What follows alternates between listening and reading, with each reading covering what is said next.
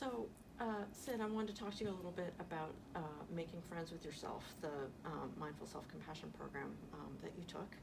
Um, and yeah, just anything that you wanted to share about it, anything that stuck with you.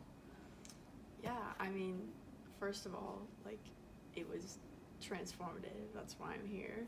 That's why I reached out, because, like, it totally changed my mindset on, like, my outlook on life really, like, changed. And I think that's because I came into it with, like, a really open mind. I think I was already kind of receptive to this type of talking to yourself, you know.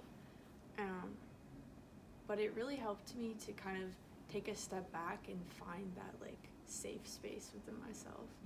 That we talk about, like, the true voice, the inner voice, and I feel like it really kind of helped me access that in a way that I never really had before. And if I had, it allowed me to be more aware of that.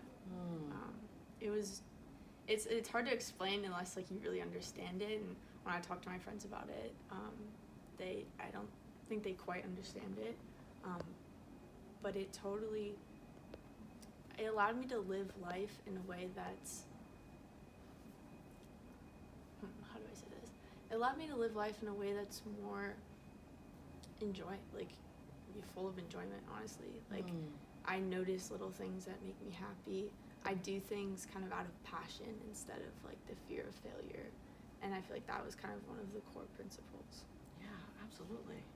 So, before you took the class, there was a lot of self-judgment, it sounds like a little nasty voice in your head, and now you hear a kinder voice than you did before?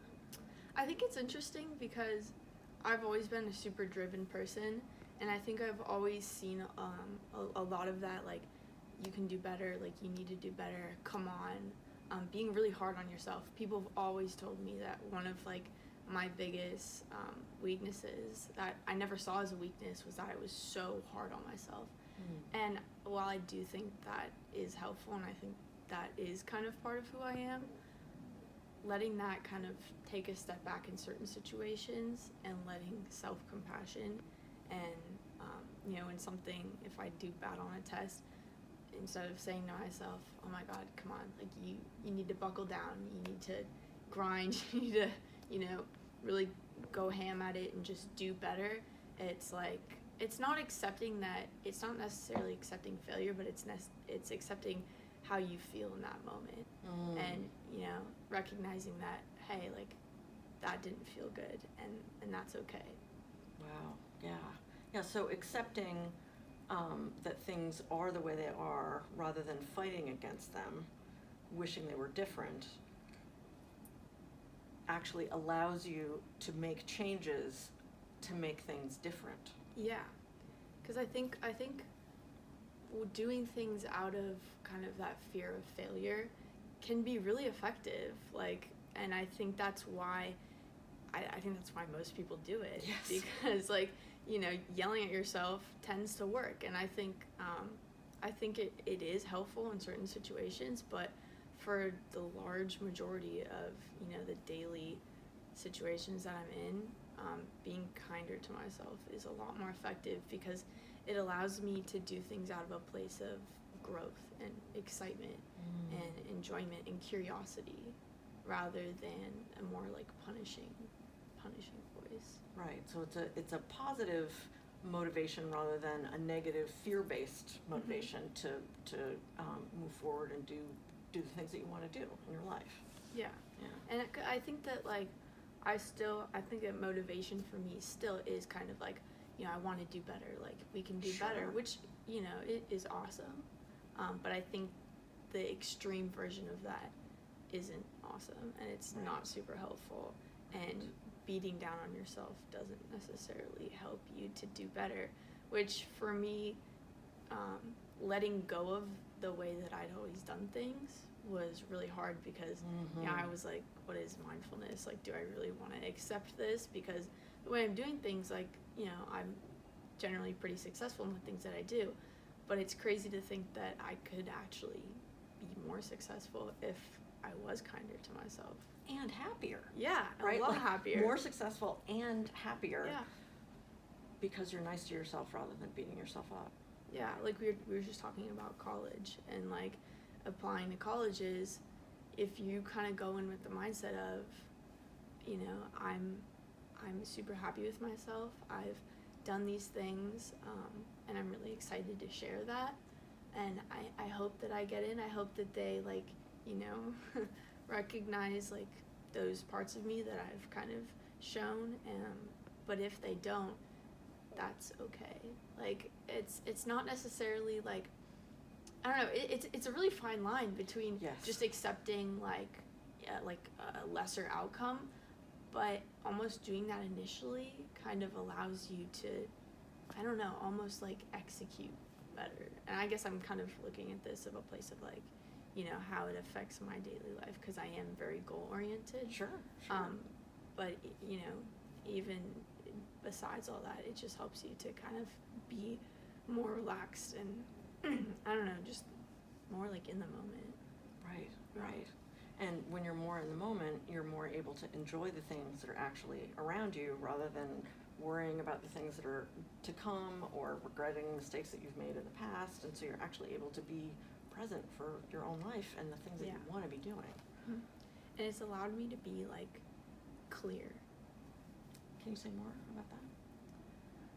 I think that we always have so many thoughts swirling through our heads about, you know, I've dealt with anxiety, I've dealt with OCD. Like I'm aware that you're always thinking thoughts, and being able to kind of label that and say like, hey, that's like a thought that I'm having right now, or hey, that's a feeling. Having that conscious thought is really, really empowering, because it allows you to kind of take back control of who you are, and separate all of that outside noise and that clutter from that like true self that we talk about, and that I think a lot of people have never quite experienced. Yeah, I think you're right. So at the very beginning of this conversation, you were talking about how this was transformational for you. And when we've talked about this before, you said that that if you had learned this earlier, that your high school experience would have completely been different. Can you say more about that? I think that it's kind of the same thing that we talk about, you know, the fear of failure versus doing things kind of out of passion. Mindfulness allows you to do things out of passion, in my opinion. And I think that if I had kind of had these tools earlier on, I really think I would have enjoyed where I was at and enjoyed, you know, the journey of high school. And I think I would have been able to do that because a lot of that extra stress would have been eliminated. A lot of the freaking out about deadlines or grades or test scores, I don't think I would have freaked out as much about that, because I would have had better skills to deal with those things in the first place. And so it wouldn't, you know, it's not necessarily that I wouldn't have done as well, it's that I probably would have done even better, and it would have been less stressful. So it's like, why not? You know, it's it's a literally win-win. A double win. Yeah. Like it's crazy. Yeah. So you're able to be more in the moment and actually enjoy your high school experience, which everybody tells you you're supposed to do, but then they also tell you that you're supposed to be enormously successful and get perfect grades and be on all the teams and all the extracurriculars and have a perfect social life, and by the way, your hair has to be perfect, and you better get into the best college that you can get into. So that's a lot of stress. And so the mindfulness and the self-compassion is able to give you those tools to deal with that stress that everybody in high school has. So the combination of enjoying what you're doing more and reducing your stress and giving you the tools to manage the stress that's going to be there, as you say, it's a win-win, and it sounds like it really, really helped you. It was almost by eliminating a lot of the stress that I had about those things. I was able to enjoy where I was at more. I was able to just enjoy life more. And B, that allowed me to actually be more successful in the first place. Right. So, you know, it's kind of like an unclenching, like a release. Right. That's how I kind of think of it, of like, let's stop worrying so much about all of it and just live in the moment, because that's going to be what gets us to where we want to be. Exactly right. Yeah, right. Yeah. Right. So was there anything about the class that was really hard or that you didn't enjoy so much, or? Well, I think the most important thing to know about mindfulness and self-compassion, the entire process, is that it takes time. Yeah. You know, so these like, you know, benefits that you hear people touting about mindfulness, like it is like not easy. It's difficult. Learning how to recognize your feelings, you know, learning how to feel sad and have the thought of, hey, I'm sad right now, and that's okay. Like, I accept that I don't feel great right now, and that's okay. It takes time. I think for me, like, it probably took, you know, a couple months until one day that voice will just kind of come in, and if, you know, something didn't go the way I wanted, or if something happened, it would say like, hey, that sucked, you know, Right. that Right. sucked. And it's not even saying like, and it's okay that it happened. It's just like, hey, like, that didn't feel good, and Right. and it's okay that it didn't feel good. It's not necessarily okay that it happened, but it's okay that you don't feel great about it, because Right. that enables you to, you know, kind of bounce back a lot easier. Right, Because and you're not maybe being even so mean. right, and exactly. You're not only are you not being so mean, but maybe even doing something nice for yourself, like, Yeah. you know, talking to a friend or going for a walk or something, to give yourself that distance that you were talking about, that you need to be able to see your situation clearly, Yeah. to get some of that noise out of the way, so that you can, again, do what it is that you want to be doing and what you want to be focusing on. Yeah, we get so caught up in like life, but I think being able to just have the tools to take a step back and find that space within yourself where you feel like okay, and nothing, you know, the outside world is just kind of outside. Like, that's exactly it. Like, you are in your own bubble and you feel true to yourself. It's like it's crazy. Like, it is like almost kind of trippy, because it's like you didn't even know that this existed, like, inside of you. Like, Right. it sounds kind of like spiritual, like hippie, whatever, but it's like totally changed my outlook on life, and that's why I say that, because it allowed me to kind of access this space of like self-acceptance, and that bleeds into everything I do. And you've been telling your friends about this too. You've been teaching them Yeah. some of the practices, right? Yeah. I mean, the response that I've gotten is kind of crazy. Like, I've talked to a couple of my friends about it and kind of led them through the thought process, and all three of them have ended up like crying at the end, because they, In a good way, I hope. yeah, in a good way, because I think like we're just so hard on ourselves, and I don't think that society really does anything to mitigate that. You know, Right. if anything, it only like compounds that.